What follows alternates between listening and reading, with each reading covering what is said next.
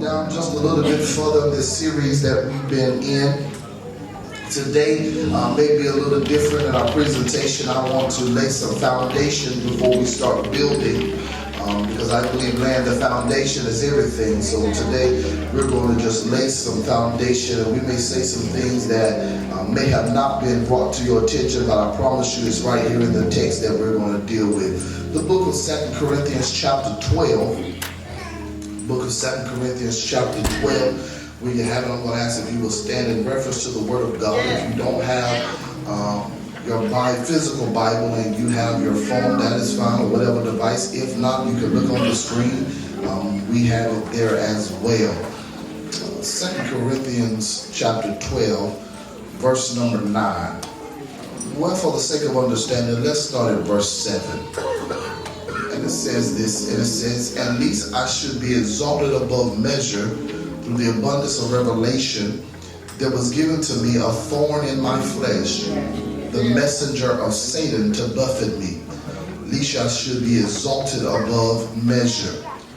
For this thing I besought the Lord 3 times, that he may depart from me."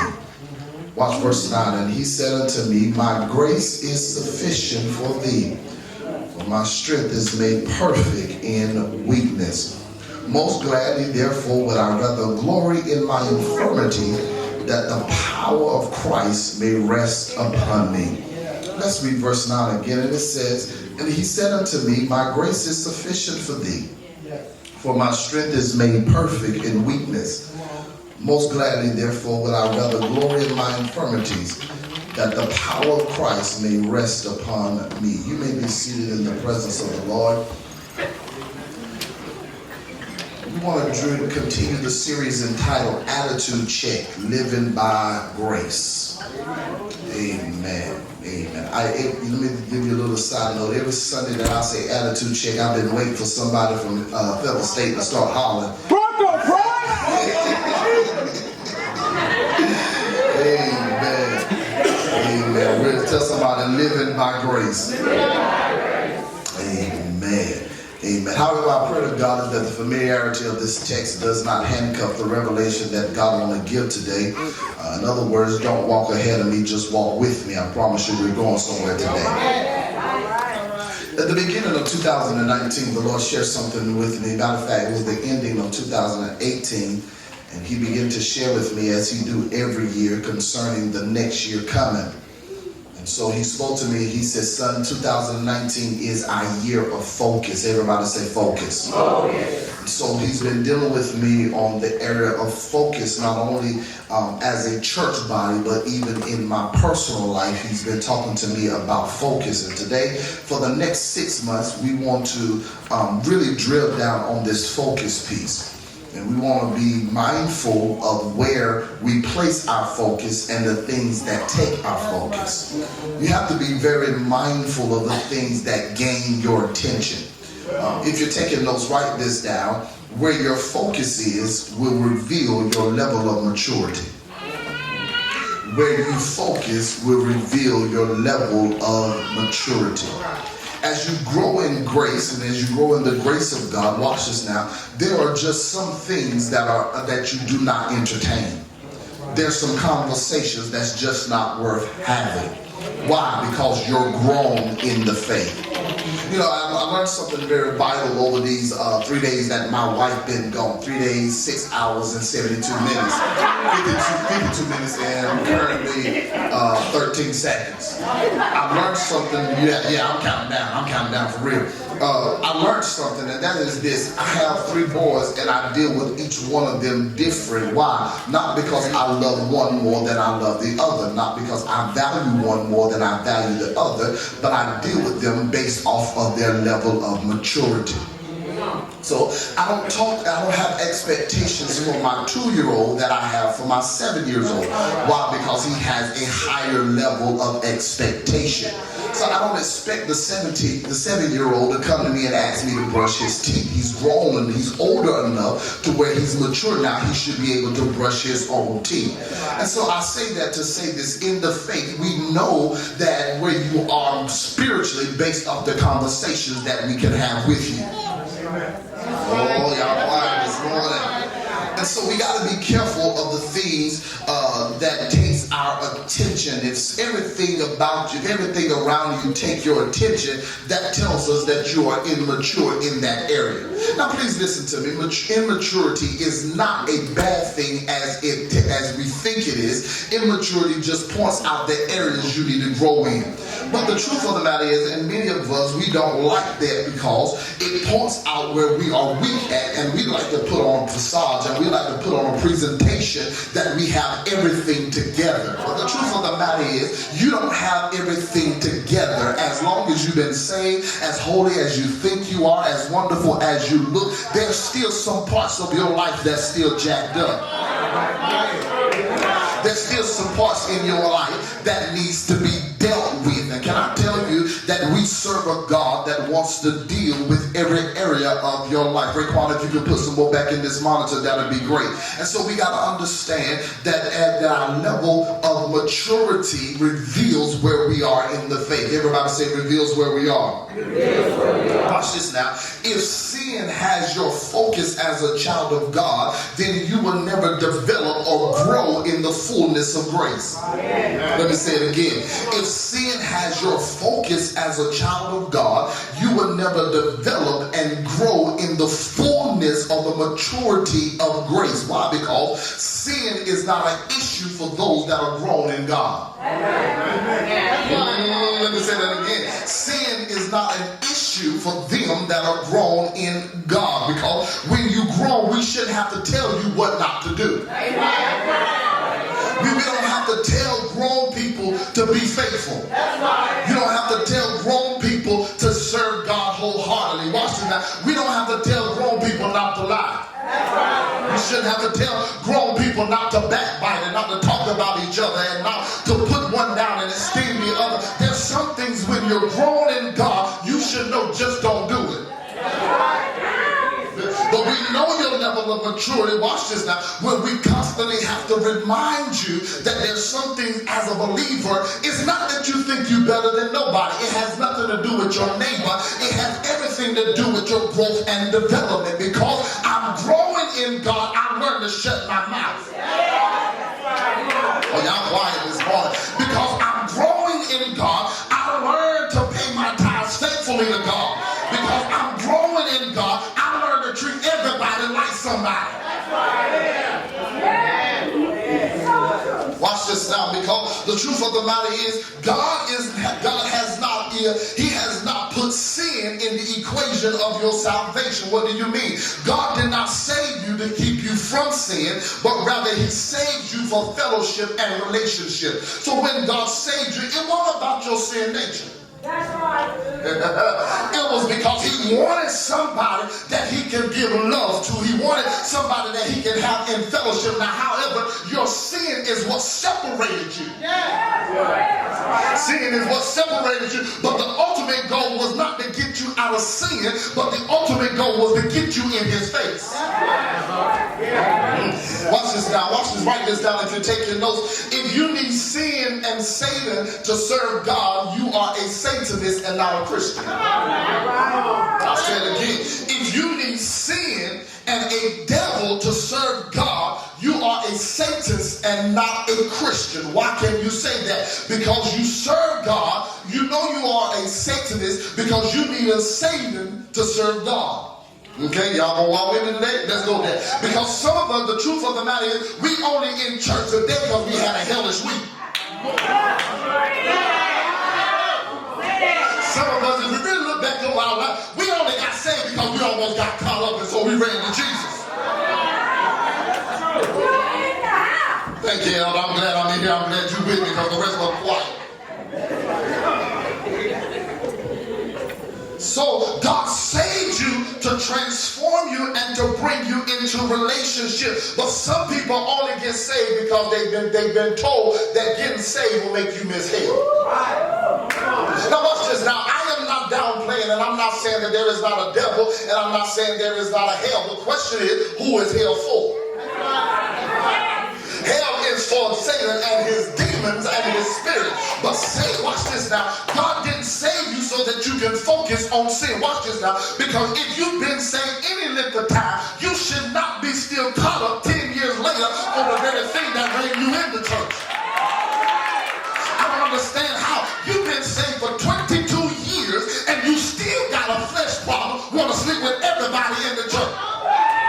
Okay, y'all real quiet today. I'm coming for you today. I don't understand how you've been saved. You've been on the deacon board. I ain't talking about none of my deacons here, but you've been on the deacon board. You've been ushering. You've been preaching. You've been playing for 22 years and you still got to have a blood every day. Oh, y'all quiet today. Y'all quiet today. Y'all real quiet today. Tell me what, I just don't understand it. At some point, we got to grow in God. Tell somebody, grow in God. It's amazing that most of us, watch this now, most of us, our worship is intense and our participation in church is at its greatest, watch this now, when we have a problem. Let me say it again. You are most intense in your worship and your participation when you have a problem. See, some people, they ain't in church today. Why? Because it's been a good week for them. But just as soon as their lights about to get cut off, they run to the church. Now they want to serve God. Now they want to be in praise and worship. This is why I tell worship leaders, don't get impressed by people crying. That don't mean they feel the presence of God. They just be looking for sympathy. I'm trying to give y'all some substance today. So you know you got a problem and you're focused on Satan when you bring him into your equation to your salvation. Baby, I didn't worship God and I don't worship God because of the devil. I worship him because he's God. If he don't do nothing else for me, he's still God. I worship him because he woke me up this morning, called me in my right mind, gave me a reasonable portion of my strength. Baby, I might be living, but I'm still going to worship. Baby, grown people, we worship. We don't come to church and look at you. We can tell us what you got on. We can tell us how you look. Baby, we want to see Jesus and Jesus alone.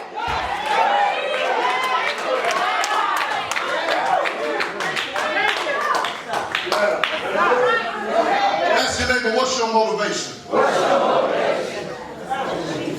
One thing I discovered about God is that God, in his permissive will, mothers, he will allow problem to come on you because he knows that's the only way he's going to get you in his face.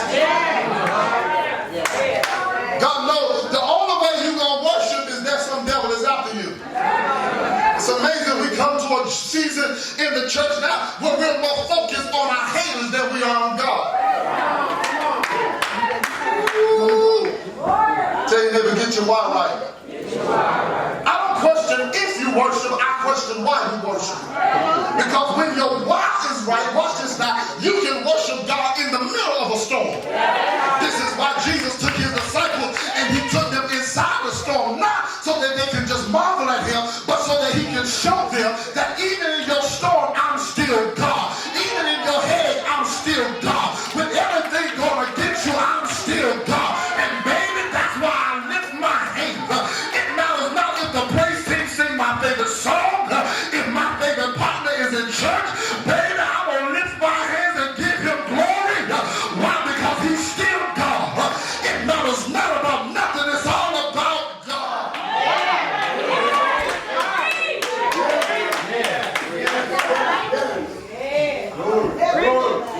The problem is we are more focused on who are against us than we're focused on who's in us.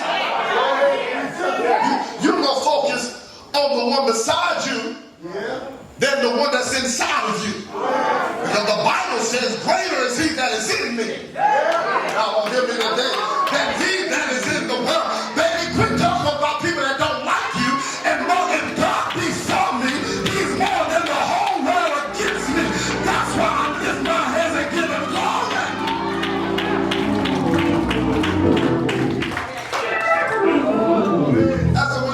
Watch this now. As a mature child of God, you shouldn't always be in spiritual warfare. It's amazing. We always fighting demons and devils. Doing spiritual. Baby, you can't build the kingdom of God and you always at war. Because to be at war means to turn down. How you going to build up and you always turn it down? Watch this now. When you don't have to focus on a devil, that's when you can focus on what God has done and what God is doing it to you. Watch it now. Because God has already empowered, equipped, and elevated you to handle everything that's going on in your life.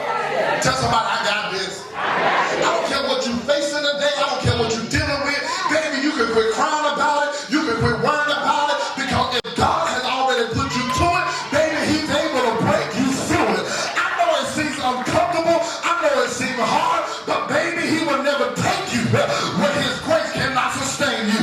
Baby, he just needs you to go through the process. Tell somebody, I got everything I need inside of me. That's why I lift my hands and give him glory. That's why I'm faithful to the cause. Because every time I praise God, he reveals something inside of me that I didn't know what was inside of me. Baby, I ain't focusing on who's talking about me. I ain't focusing on who lied on me. I'm focusing on the one that saved me. Because the one that saved me is greater. Watch this now. 2 Corinthians chapter 13 verse 11 says something very powerful. He said, when I was a child, I spoke as a child. I understood as a child. I thought as a child. But watch this now. But when I became, somebody say when I became a man, I put away childish things. It's amazing some of us been saved all these years and still childish. Because you don't want to come to church unless pastor preaching. Or you're still childish. You don't want to sing your song unless you got the right band. The devil is a liar. Because in the midnight hour when I'm going through the praise team ain't gonna be there. Pastor might not answer his phone. But I can lift my hands and say, my hope is built on nothing less than Jesus' blood and righteousness. Should I preach or should I quit? So as a child of God, hold on, Brandon, put your phone on the break. I'll catch up with you in a minute.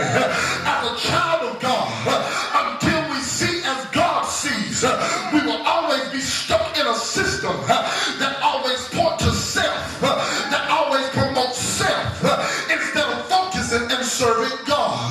This is why I tell worship leaders all the time, you shouldn't have to remind people of the hell they've been through. So don't tell them, he's been good. Come on, lift your hands. Baby, I don't need you to remind me. All I got to do is think about it. And instead of you telling me to worship, you don't have to sit me down and keep me from worship. Why? Because when I think of, I feel like preaching now, of the goodness of Jesus and all he's done for me, my soul cries out, hallelujah. Tell somebody, I got a praise, and it ain't because of no devil, because I'm running to what God said. Every demon in hell, if you want to attack me, you better come on and go with me to the house of God, because ain't no devil and ain't no demon gonna stop me from worshiping God. Tell somebody, I got grace on my life.